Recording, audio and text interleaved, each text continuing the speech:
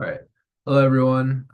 Dr. Earl asked me to make this video to show everyone how to get to and utilize McGraw Hill Access Pharmacy, which is a great resource that can be used to either learn new material, review, or most importantly, study for the NAPLEX.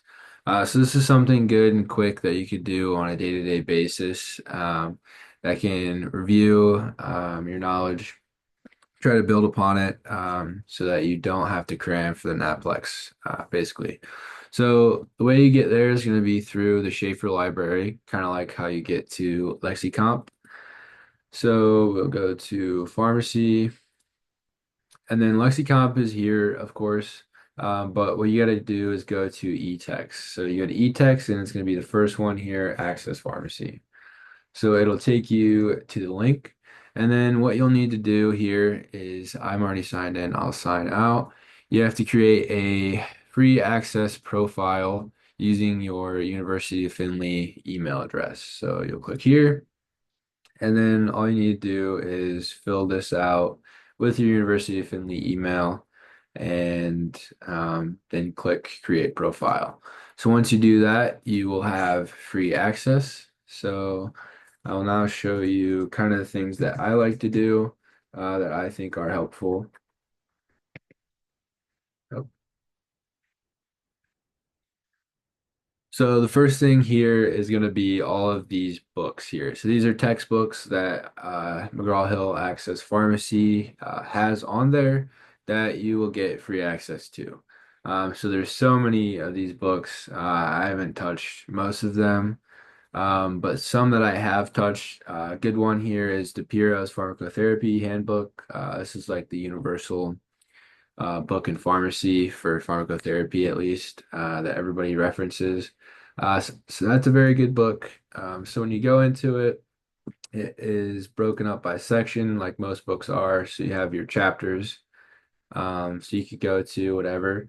I'll click on one just to show you.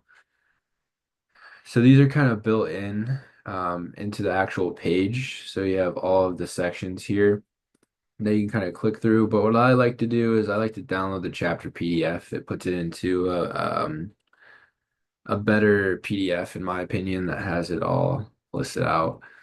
So once that downloads, I can kind of show you what I mean by that. Some bigger chapters will take longer to download, obviously. Most chapters are anywhere from Oh wow, this one's 45 pages.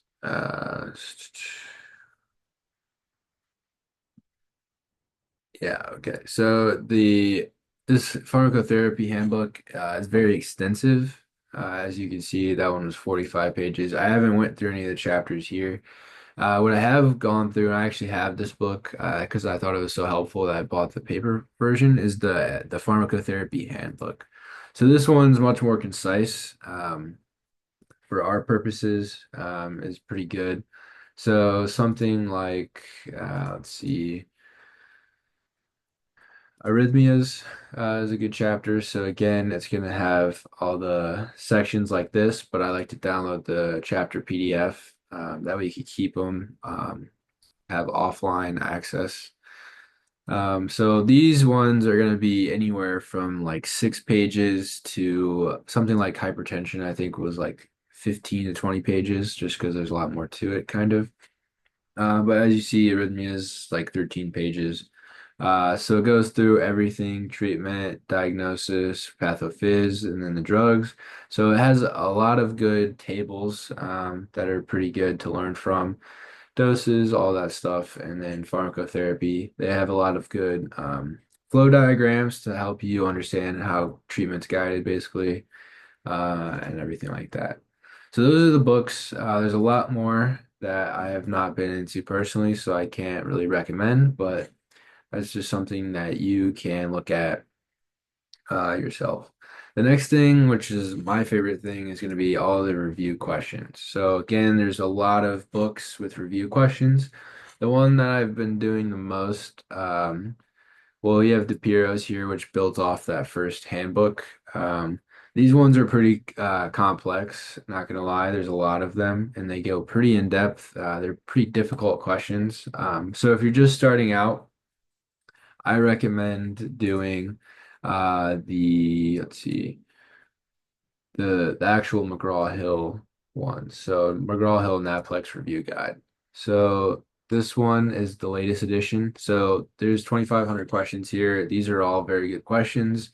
Not too complex, but they hit important points. So you can either do random quizzes. So if you've had all the modules, which is what I've been doing this year, and you kind of understand all these disease states, then you could do random quizzes, test your overall knowledge.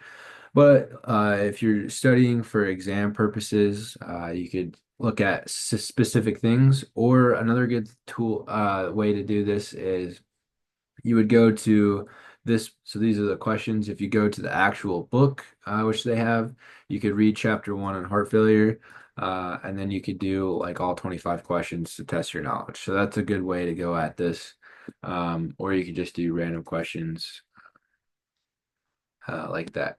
So those are the two main things here. Another thing that they have that I've utilized are the cases. I haven't done many cases, but I do like infectious disease a lot. So I've done some of these cases and I think they're pretty good. They get you to apply what you know to, real case-based questions. So I think these are very helpful once you get a good understanding of the material.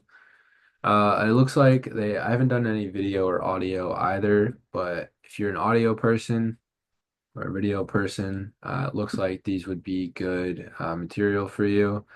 I believe they have a lot of videos that you can watch. They're probably pretty good. I haven't went into them much yet. Other things they have are flashcards, other study tools, flashcards, animations. I haven't really went to flashcards either, but I'm sure they're pretty helpful. Yeah, you could do antibiotics, all this stuff. So those are other things. But that's about all I really have to show you. You just gotta kind of get in here and find out what works for you, what you like, and how you could utilize this pretty good resource to guide your learning. So I hope this was helpful. If you have any questions, feel free to reach out to me or Dr. Earl, and we can kind of give you pointers on how you can advance as a student, basically. So thanks.